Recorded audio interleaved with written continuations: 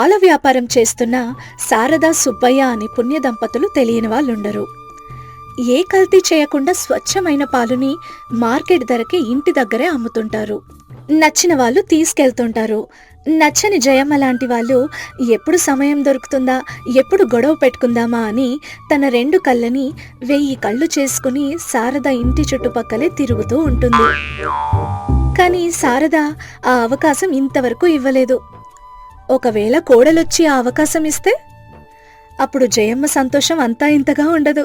కానీ శారద ఎలాంటి అమ్మాయిని తన ఇంటి కోడలిగా తెచ్చుకోవాలనుకుంటుందో జయమ్మకి కూడా తెలీదు. రోజులాగే ఆ రోజు కూడా తన ఇంటి చుట్టూ తిరుగుతున్న జయమ్మను చూసి, జయమ్మ, నా ఇంటి చుట్టుపక్కల తిరిగి తిరిగి నీకు చెప్పులు అరిగిపోవాలే తప్ప నాతో గొడవ పెట్టుకోవాలనే నీ కోరిక మాత్రం తీరదు. అలా అనుకోకు శారదా, అన్ని రోజులు నీవే కావు, ఏదో ఒక రోజున నాకు ఒక అవకాశం వస్తుంది. అప్పుడు నీతో గొడవ పెట్టుకోవడం జరుగుతుంది. అప్పుడు నాలోని కసి తీరా నిన్ను చిత్తు చిత్తుగా కొట్టి మరీ ఓడిస్తాను. సంతోషం జయమ్మ, నీ కోరిక నెరవేరాలని మనసారా కోరుకుంటున్నాను. హేళన చేస్తున్నావు కదా.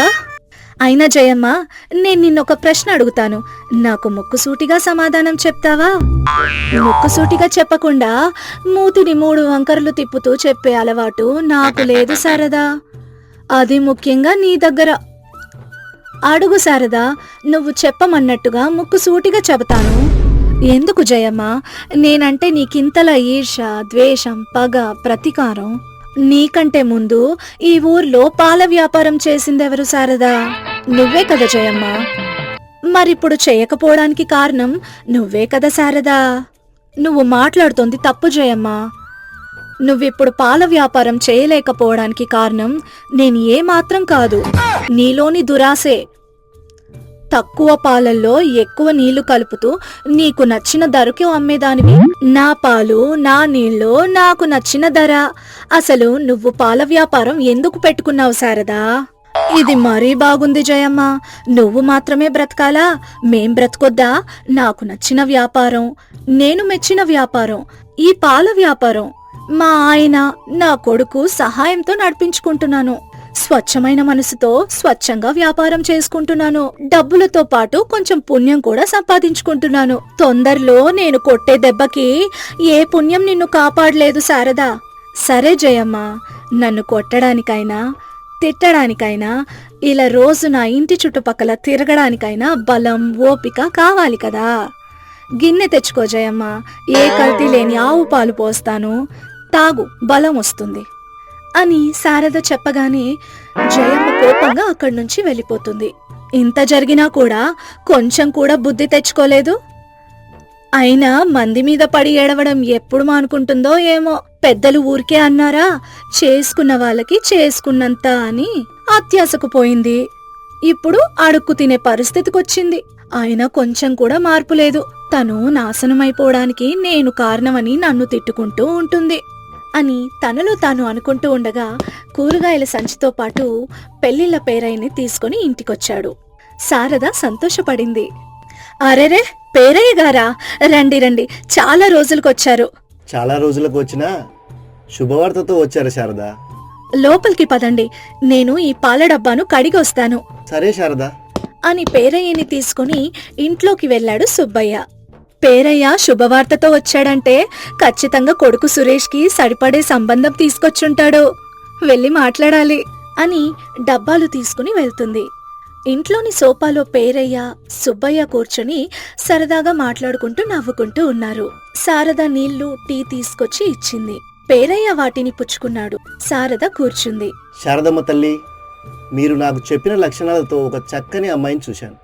పేరు కావేరి, ఊరు విమలాపురం. తల్లిదండ్రులకు కూడా మీలాగే వ్యవసాయం అన్నా పశు సంపద అన్నా చాలా మక్కువ.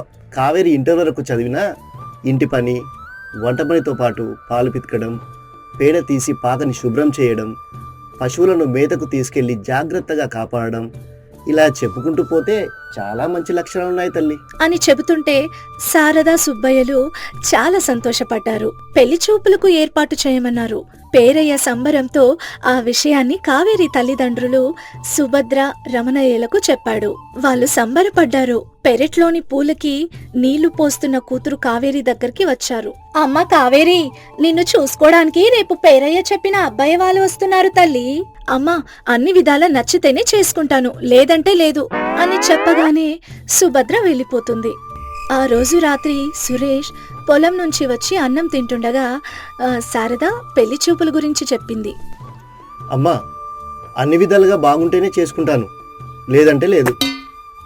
అలాగే బాబు, మేం బలవంతం పెట్టం, నీ ఇష్టమే అని వెళ్ళిపోతుంది.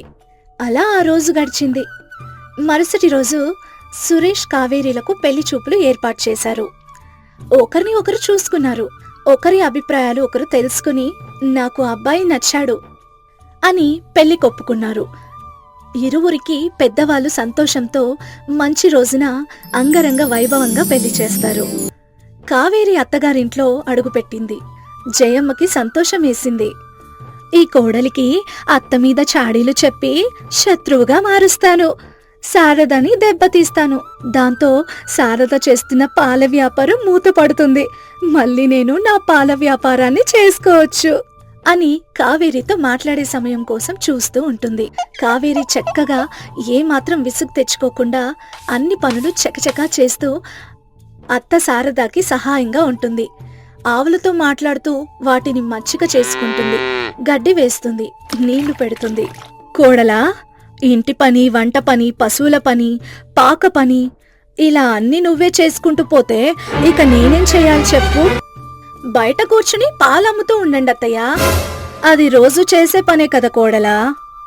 అత్తయ్య, ఇక నుంచి మీరు చేసే పని అదొక్కటే, అన్ని పనులు నేనే చేస్తాను అని అత్త కోడలు మాట్లాడుకుంటూ నవ్వుకుంటూ ఉండటం చూసిన జయమ్మకి ఒళ్ళు మండింది. అయినా టైం రావాలని చూస్తూ ఉంటుంది. ఒకనాడు ఆ టైం వచ్చింది. ఆవులను తీసుకుని మేతకెళ్ళింది. ఆ సమయం కోసం చూస్తున్న జయమ్మ వచ్చి కావేరిని కలిసింది. శారద మీద ఉన్నవి లేనివి కల్పించి చెప్పడం మొదలుపెట్టింది. కాని శారద కావేరి కోసం అన్నం డబ్బా తీసుకుని రావడాన్ని గమనించలేకపోయింది. జయమ్మ చెబుతుంటే కావేరి ముఖం కోపంగా మారుతుంది. అది చూసి జయమ్మ మురిసింది. శారదా, నీ కోడలితోనే నీకు చావు దెబ్బ కొడతాను చూడు అని అనుకుంటూ ఉండగా కావేరి గట్టిగా జయమ్మని కొడుతుంది. దూరంగా చూస్తున్న శారద, దెబ్బతిన్న జయమ్మ షాక్ అవుతారు. మా అత్తయ్య గురించి నాకు బాగా తెలుసు. అత్యాస వ్యాపారం చేసి అల్లరు పాలైన నువ్వు చెప్తే నమ్ముతానా? వెళ్ళు అని చెప్పగానే జయమ్మకి కోపం, పగ మరింతగా పెరిగింది. మౌనంగా అక్కడ్నుంచి వెళ్ళిపోతూ శారదని చూసింది. ఎలా ఉంది కోడలి చేతి దెబ్బ? అదుర్స్ కదా, రెండింతలు తిరిగిస్తాను శారదా అనేసి వెళ్ళిపోతుంది. అలా రోజులు గడుస్తూ ఉంటాయి. అత్త కోడళ్ళు పాల వ్యాపారం చేసుకుంటూ ఆనందంగా కలిసిమెలిసి ఉండటం జయమ్మ చూడలేకపోతుంది. ఎంత ఆలోచన చేసినా అత్త కోడలని ఎలా దెబ్బ కొట్టాలా అర్థమయ్యేదే కాదు. అనారోగ్యంతో మంచాన పడింది. మందులు వేసుకోవాలి, లేదంటే చచ్చిపోతామని డాక్టర్ చెప్పాడు.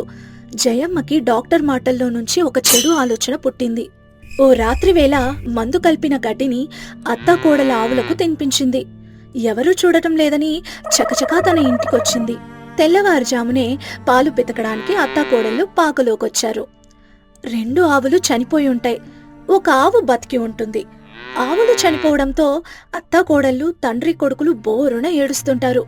నల్లని విషసర్పం కాటు వేసి వెళ్ళిపోతుంది. నురుగు కక్కుతూ జయమ్మ శారద వాళ్ళ దగ్గరకొచ్చింది. బాధగా కన్నీళ్లు పెడుతూ, నన్ను మన్నించు శారదా, ఆవులకు విషం పెట్టి మహాపాపం చేశాను. అందుకే ఆ దేవుడు పాముతో కాటు వేయించాడు. ఇక చనిపోతున్నాను. ఏమిటి జయమ్మ నువ్వు చెప్పేది? ఆవులకు విషం పెట్టావా? అవును శారదా, 3 ఆవులకి విషం పెట్టాను, నన్ను మన్నించు అని జయమ్మ చనిపోతుంది. అత్త కోడలు ఆశ్చర్యంగా ముఖాలు చూసుకుంటారు. 2 ఆవులు చనిపోయాయి, 1 ఆవు బతికి ఉంది. అంటే అది మాయ ఆవని నిజం గ్రహించారు అత్త కోడళ్ళు.